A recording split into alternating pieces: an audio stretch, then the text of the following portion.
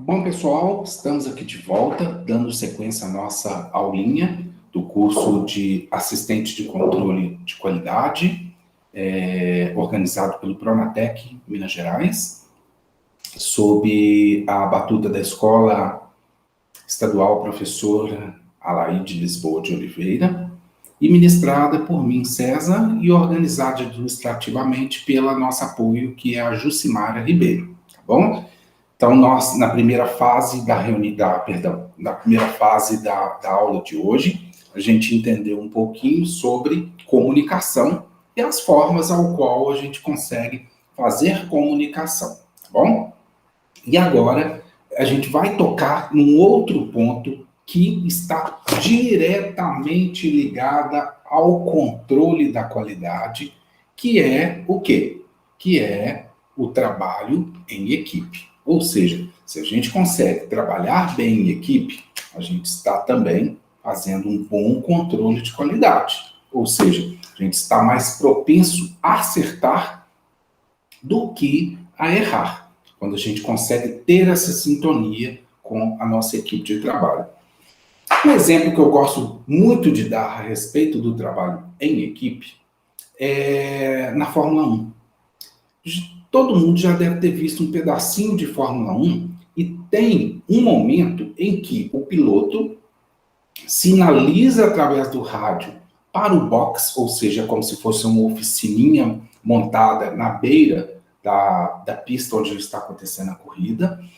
E aí, a equipe que vai apoiar esse piloto já fica toda pronta para fazer a substituição dos pneus. Ou seja, fica a pessoa responsável pelo pneu dianteiro, lado direito, pneu dianteiro, lado esquerdo, pneu traseiro, lado direito e pneu traseiro, lado esquerdo. Sendo que uma pessoa, em cada um desses 4 pontos, é responsável por desparafusar, a outra é responsável por tirar o pneu, uma outra é responsável por colocar o pneu novo e, novamente, a pessoa que desparafusou, parafusa e uma pessoa é responsável por dar o SIG, ou seja, dar o sinal para que o piloto volte para a pista. Isso é um exemplo, pessoal, fascinante de como que funciona o trabalho em equipe. Imaginem só, se a mesma pessoa que desparafusou o pneu do carro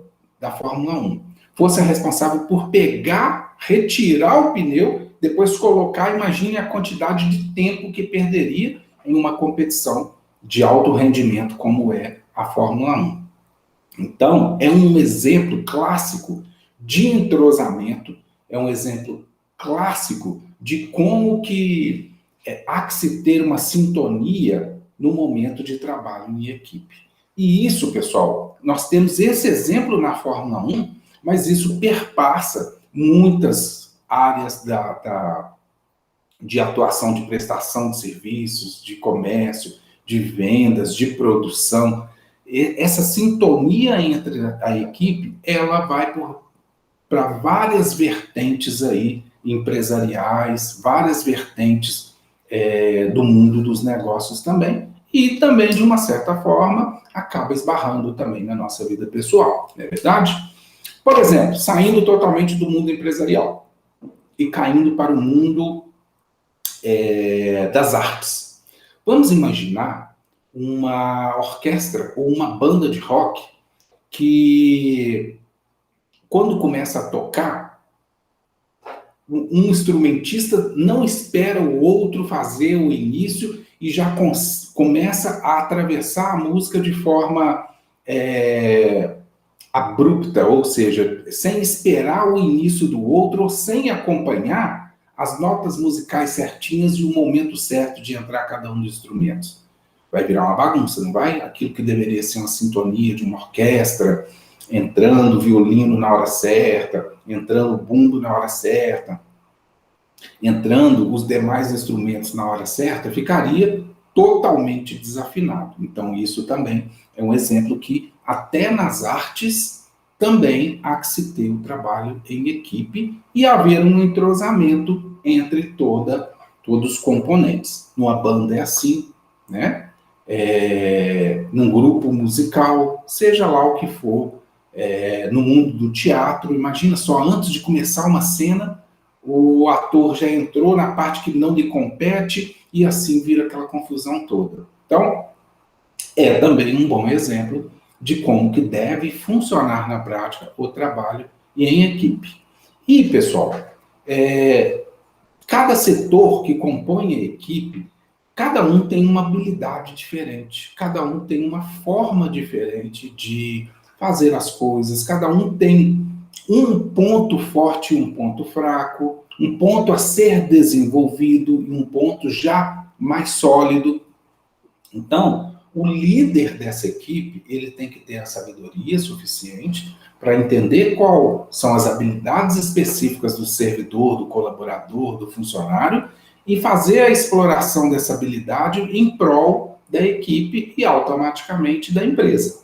Imaginem só, se em um time de futebol todo mundo fosse atacante, a equipe iria atacar, mas também na hora de se defender ela teria sérios problemas. Então poderia perder o jogo por excesso de habilidade concentrada em apenas um setor, esquecendo dos demais setores.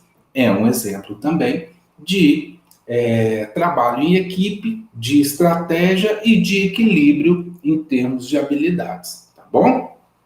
Então rapidamente falando essa introdução do que vem a ser o trabalho em equipe. Neste momento, eu vou colocar mais uma vez aquela apresentaçãozinha bonitinha que a gente fez, tá? Só um instantinho. Que eu vou subi-la para a tela principal. Lembrando, meus queridos e minhas queridas, que essa aulinha também estará disponível no YouTube. A gente vai subir esses vídeos e eles irão para o YouTube, ok? Então, vamos inicialmente ao conceito, trabalho em equipe. Então, vamos entender o que a literatura nos diz a respeito de trabalho em equipe. Trabalho em equipe, ele é a modalidade de trabalho em equipe. Nada mais é do que a junção de várias pessoas que unem seus esforços visando solucionar um problema em comum. Sendo assim, quando duas ou mais pessoas trabalham juntas para executar uma tarefa ou encontrar uma solução, ou encontrar a solução de um problema, elas estão trabalhando em equipe. Então, é o exemplo que a gente deu aí agora, da equipe de mecânicos lá da Fórmula 1, ou de uma orquestra, ou de um time de futebol, ou de um time de basquete, ou de um grupo de teatro, ou mesmo, na vida pessoal da gente, uma igreja, uma congregação, uma equipe que faz serviços voluntários, ou seja, cada um terá a sua habilidade. E aí todos irão trabalhar de acordo com a sua habilidade, organizado por estratégias, num sentido de solucionar ou alcançar aquele objetivo em comum de todos, tá bom? Então, em resumo, isso é trabalho em equipe. Seguindo no nosso slide.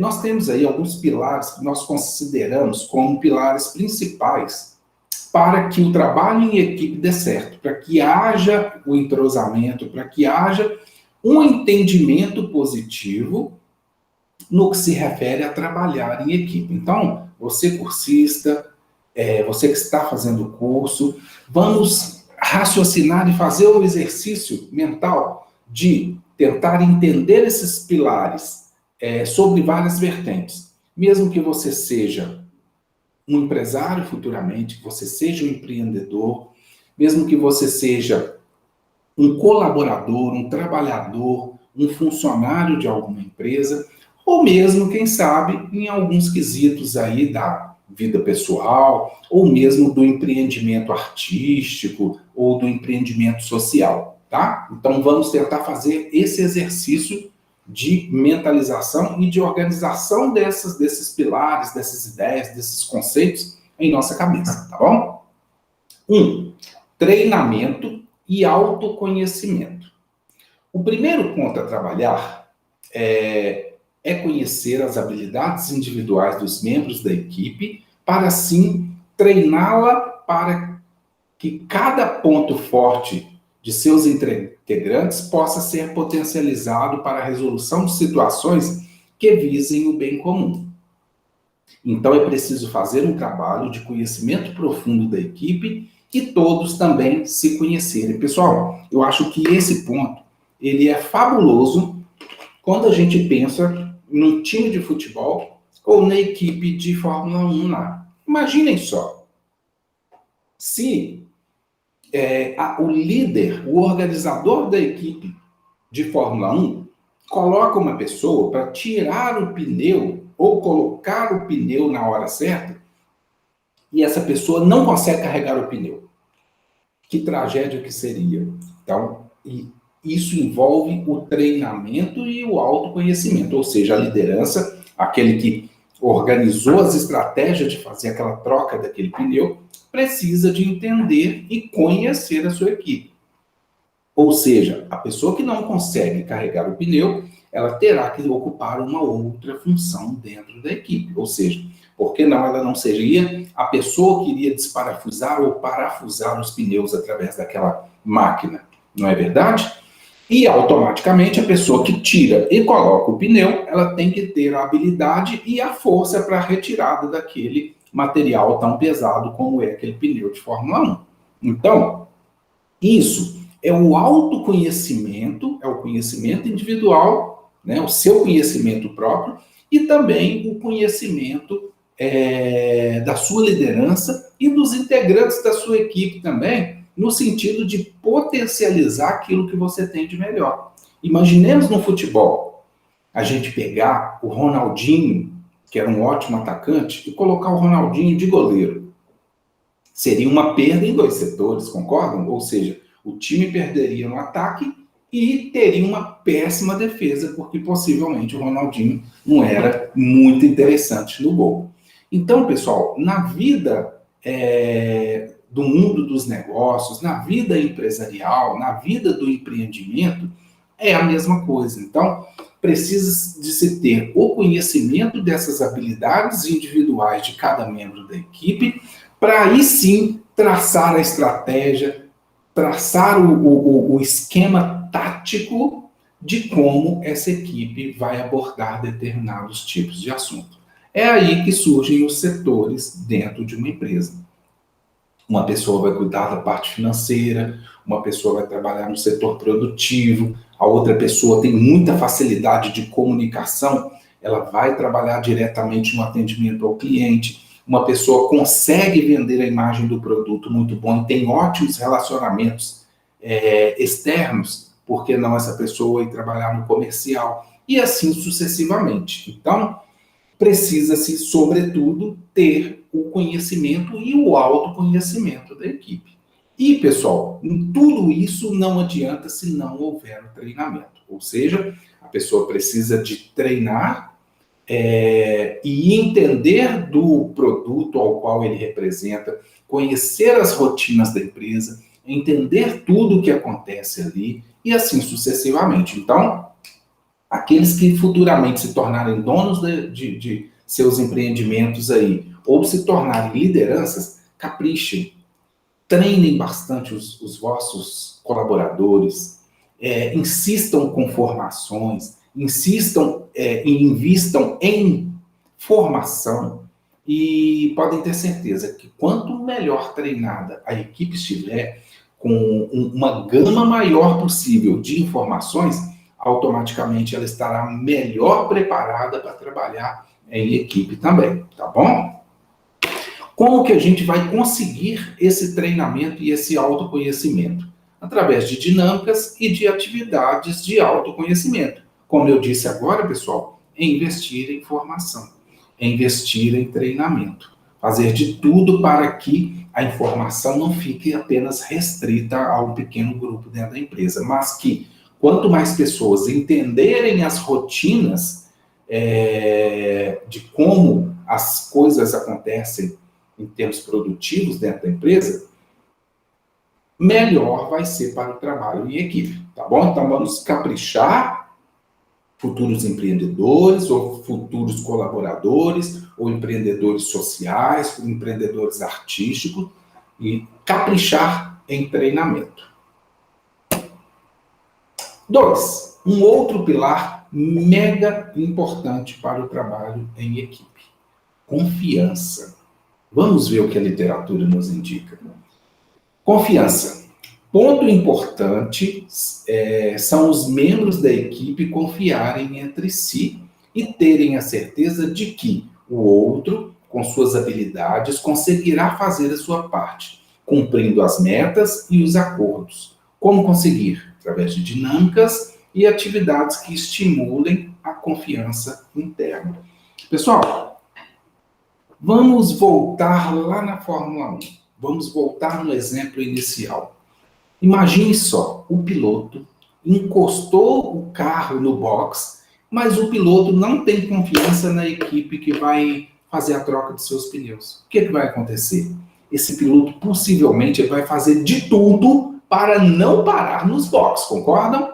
E aí, consequentemente, os seus pneus não vão aguentar muito e pode chegar a explodir, estourar, causar um acidente ou, na melhor das hipóteses, o piloto deixar a competição. Não é verdade? Mas vejam bem quando você passa a confiar na sua equipe.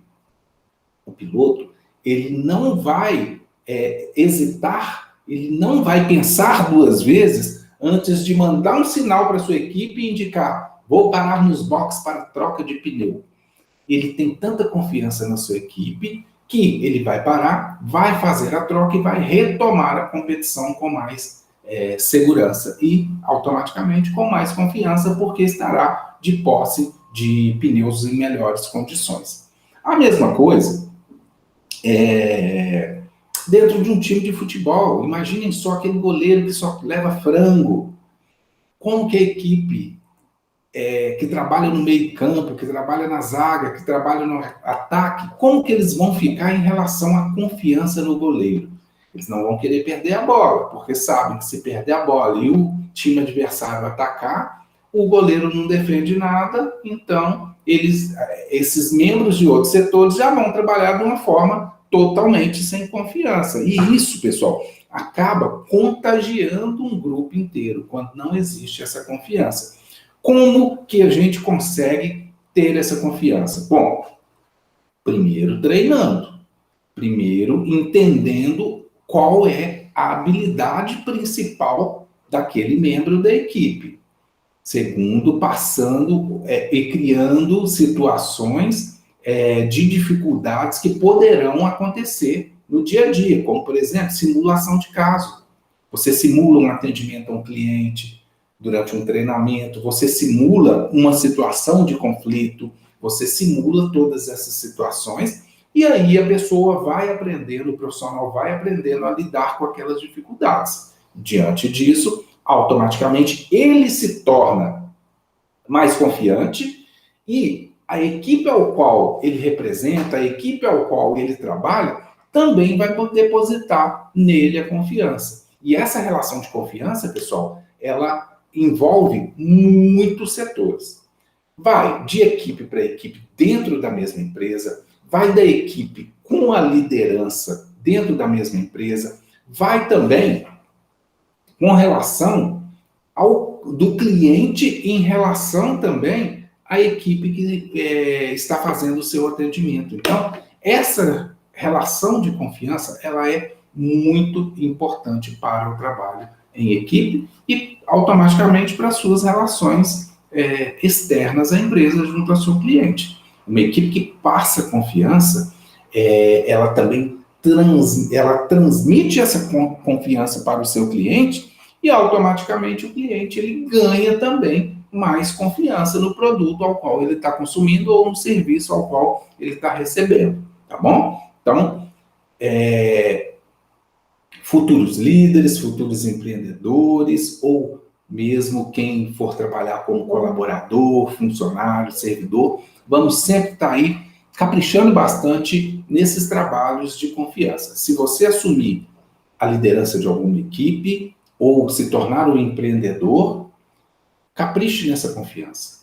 treine bastante o seu colaborador, insista com ele, dê a ele confiança, faça um trabalho mútuo entre a equipe para que a equipe possa confiar e um valorizar o potencial maior do outro e assim sucessivamente. Certamente bons resultados virão. 3. Liderança. Pessoal, a liderança ela é muito importante para o trabalho em equipe. A liderança ela tem que ser a mediadora e a organizadora, fazendo com que haja um grande entrosamento entre a sua equipe e da sua equipe com os demais setores ou com as demais equipes dentro da empresa. Então vamos ler. 3. Liderança. Para que um trabalho em equipe esteja organizado e entrosado, é preciso que o líder se comunique de forma adequada, respeitando ideias e criando um clima de cooperação, sempre demonstrando trilhas alternativas para a vitória dos obstáculos. Ou seja, pessoal, a liderança ela tem que exercer efetivamente o papel de líder, liderando, acompanhando, apresentando soluções, fazendo com que a equipe tenha confiança nele. Então, o líder, nesse sentido, ele que vai fomentar o trabalho em equipe, ele que vai criar as estratégias, ele que vai perceber que o servidor, o colaborador ele é bom de comunicação e ele é bom para atender cliente. Então, ele vai colocá-lo exatamente naquele ponto que ele possui mais habilidades. É ele que vai perceber que o servidor ou colaborador B, ele tem dificuldades de relacionamentos interpessoais e vai estimular para que essa pessoa se abra, para que essa pessoa comece a colaborar com os demais companheiros de trabalho e que acabe caminhando no mesmo sentido, caminhando na mesma trilha, seguindo em prol do objetivo que seja comum e automaticamente a vitória dos obstáculos e a superação de metas e objetivos. Então, o líder, ele precisa efetivamente de exercer essa liderança dele.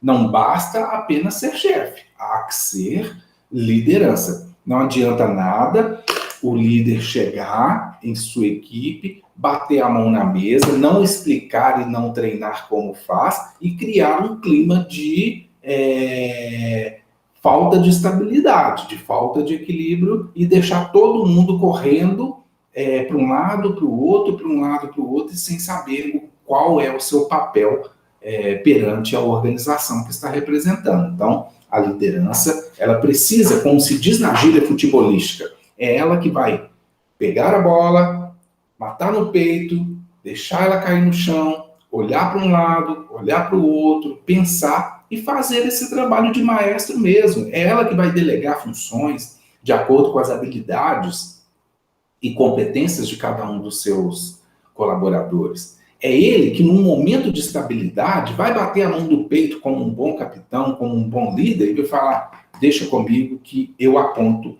uma alternativa. É ele que também vai escutar a sua equipe e tentar entender as suas sugestões e mediar esse processo todo no sentido de dar o comando e de apresentar alternativas diante de uma crise. Então, o líder, ele precisa de ter essa habilidade ou essas habilidades, né?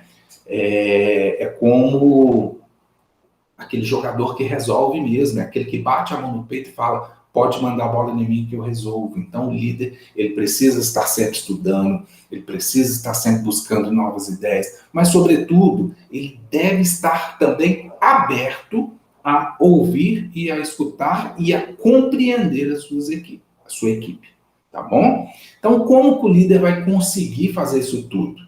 O líder deve criar um clima de liberdade para que as ideias sejam respeitadas e sempre estar demonstrando o ponto forte de cada membro. Pessoal, se tem uma coisa que é muito desagradável para uma equipe, é o seu líder levar as coisas para o lado pessoal e expor publicamente o seu colaborador. Então imagina só, o líder, ele assediou moralmente, ou seja, ele pegou o seu colaborador, aquele que está te ajudando, está ajudando a equipe diariamente, e ridicularizou essa pessoa na frente de todo mundo. Bom, ele pode ter um problema judicial com isso. Afinal de contas, a justiça trabalhista ela está aí e ela resolve muitos casos similares a esse. Mas, além do problema jurídico, esse líder ele vai ter um problema de falta de confiança. A sua equipe vai perder nele a confiança, não vai confiar, não vai mais reportar as situações, trocando ideias. Então, é como se diz, século XXI, não existe mais essa questão de ganhar tudo no grito. É preciso ter raciocínio lógico, raciocínio estratégico, planejar as suas ações, ouvir aqueles que trabalham junto com você, pensar em metas e objetivos que sejam acordados ou combinados com a equipe ao qual você está liderando, ou no caso do empreendedor, né, que você, teoricamente, é o dono. Então, pessoal, há que se criar esse clima de liberdade, há que se criar esse clima de confiança. Lembrando que a palavra liberdade aí não significa que a pessoa vai sair fazendo tudo que lhe deu da cabeça, ou chegando nos horários ao qual entende que deva chegar. Não. É a liberdade para expor as suas ideias, expor o seu ponto de vista e tentar indicar caminhos interessantes para que se alcance os objetivos e o cumprimento das metas. É isso. Agora, talvez a liderança seja um dos grandes problemas e uma das grandes dificuldades ao organizar aí as relações empresariais, as relações trabalhistas, as relações aí em ambientes de trabalho, as relações interpessoais, as relações internas dentro da empresa. Porque ser líder é algo que requer um equilíbrio emocional muito grande e um controle gigantesco de ansiedade também. Então, eu preparei esse outro ponto aí para a gente ver as dificuldades do trabalho em equipe. Aguinha para hidratar, só um instantinho.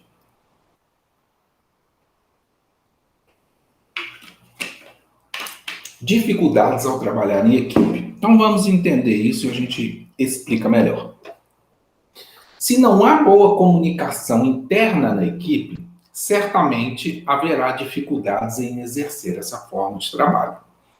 É fundamental o estímulo para que a equipe tenha boas práticas de relações interpessoais, se conheçam e entendam de forma clara o papel de cada um no sistema produtivo. Sendo assim, o líder precisa sempre buscar o potencial individual de cada um e ser transparente na comunicação interna. Se não houver unidade e o sentimento de que todos estão juntos nas missões, o trabalho da equipe acaba se complicando. Ou seja, pessoal, dentro do seu ambiente de trabalho, a comunicação tem que ser boa. Se a comunicação, a forma com a qual a liderança está se comunicando com o colaborador e os colaboradores estão comunicando entre si, se não houver uma afinidade nessas relações profissionais, a gente tende a azedar esse caldo aí, azedar essa relação, tá? É aí que vem aqueles códigos de ética para poder nos auxiliar. Puxa vida, por que está acontecendo dificuldades nas relações interpessoais da minha equipe? O líder fazer um trabalho de observação e saber se, por acaso, as pessoas estão levando todos os debates para o lado pessoal, ou se, de repente, está acontecendo uma rivalidade que um está querendo aparecer mais que o outro, ou querendo se mostrar mais que o outro.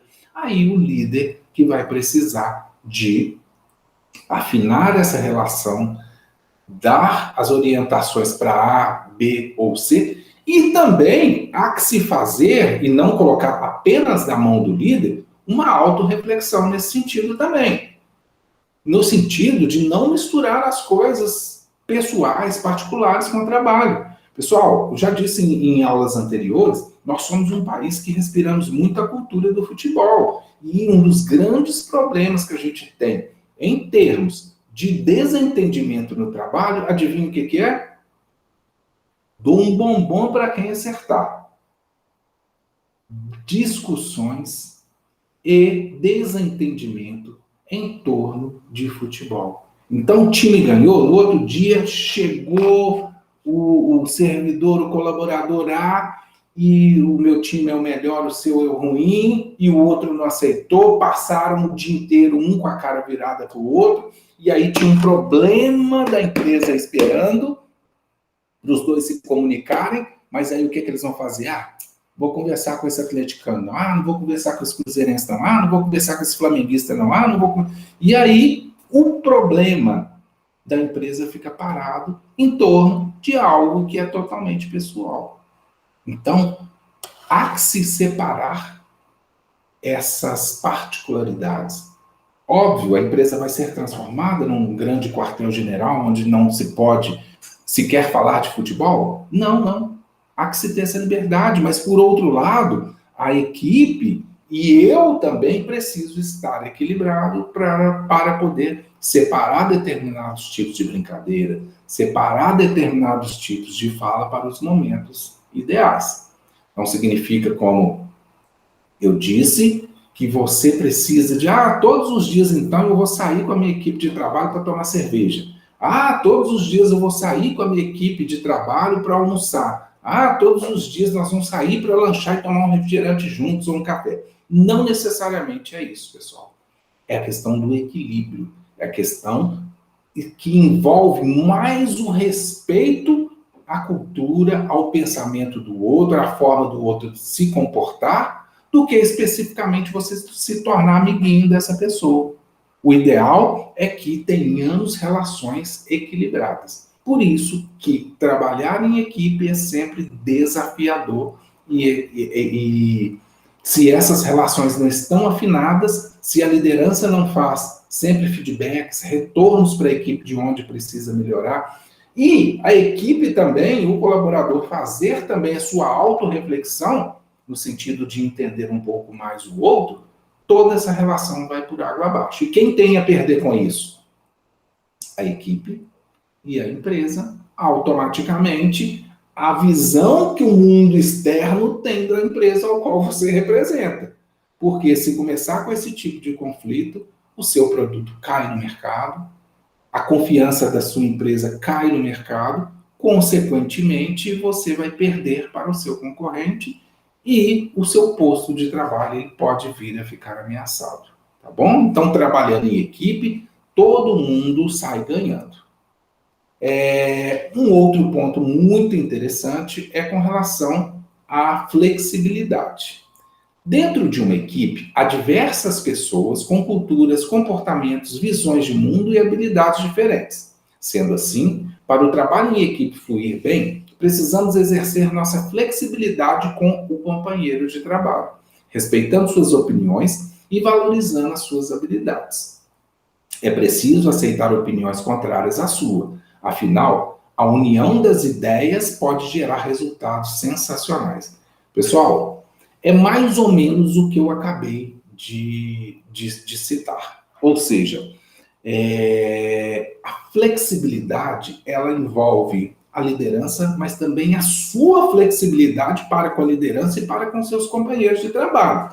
Afinal de contas, você sempre começa a se comportar como se só você acertasse dentro da equipe, ninguém mais acerta.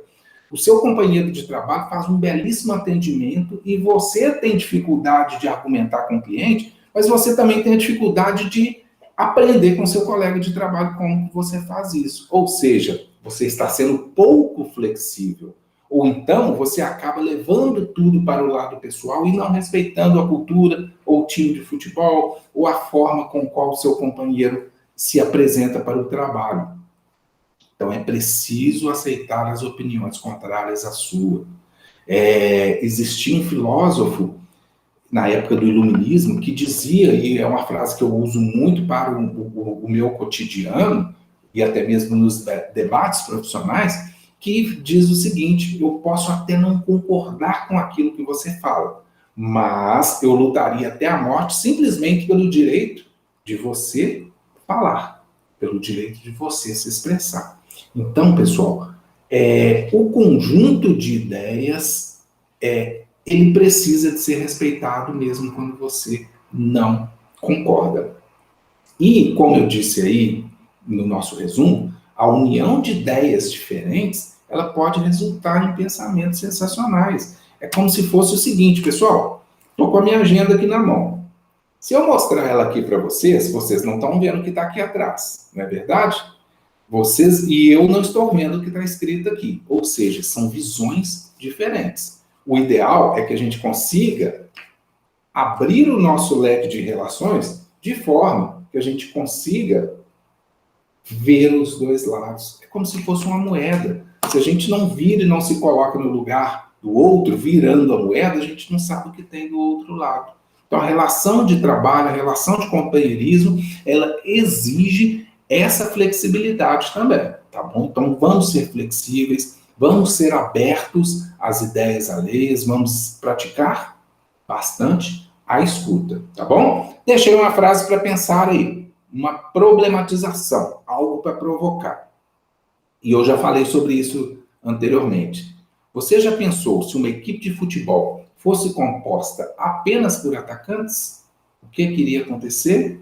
A retaguarda, a defesa estaria desguarnecida. Consequentemente, você tem mais chances de perder do que de ganhar, tá bom? Então vamos pensar bastante nisso.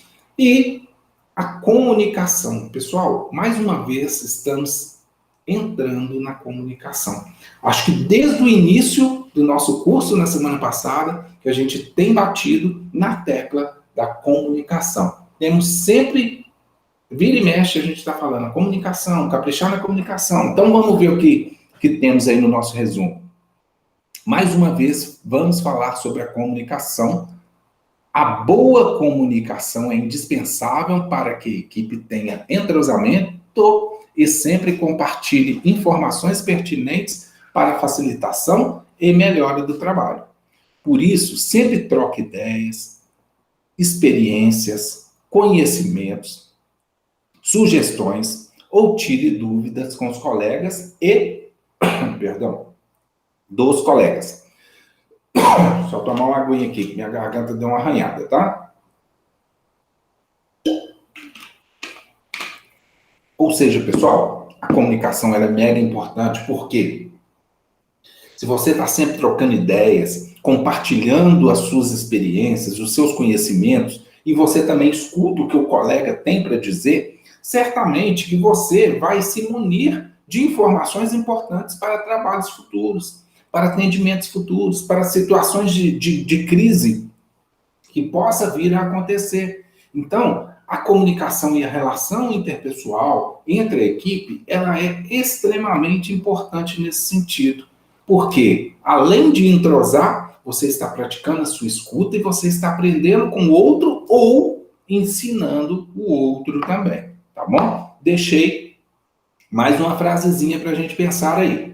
Será que alguém é tão bom que não pode aprender nada? Ou então, será que alguém é tão ruim que não possa ensinar algo? Será que existe isso? Alguém que é tão acima da média supra-sumo que ele não aprenda nada? Será que alguém é tão tímido, tão ruim, que não consegue ensinar algo? Então, acho que tudo isso aí, pessoal, parte muito daquela fala em torno da sandalinha da humildade. Ou seja, a gente calça a sandalinha da humildade para poder aprender com o outro, mas a gente também se mantém equilibrado, entendendo que a gente também pode dar a nossa colaboração e ensinar algo para o outro. É nem 8 e nem 80. A chave aí é uma relação que seja equilibrada. Nem você vai ser o supra-sumo da inteligência, o acima da média, que não vai querer escutar e aprender com o outro, mas também você não vai se apresentar como coitadinho, o quietinho, que é muito ruim, que não possa de vez em quando estar ensinando alguma coisa. Há que se ter equilíbrio. Encontrou o equilíbrio nessa comunicação, nessa relação com seus pares, com seus colegas de trabalho, com as lideranças, com a direção ou com os clientes? Você está bem apto a trabalhar em equipe e automaticamente a representar bem o seu empreendimento ou o empreendimento ao qual você faz parte. Combinados? Bom, pessoal, essa segunda parte está chegando ao fim, então nós vamos fazer agora uma pausazinha para tomar mais uma aguinha e daqui a pouco a gente vai estar de volta com o tema interessantíssimo que fala sobre nosso próximo tema é a escuta ativa. O que vem a ser essa escuta ativa, hein? Será que a gente está precisando de desenvolver habilidades de escutar melhor? O que será que deve ser essa unidade? Então, a gente dá uma pausa e já já a gente estará de volta. Um abraço e até já!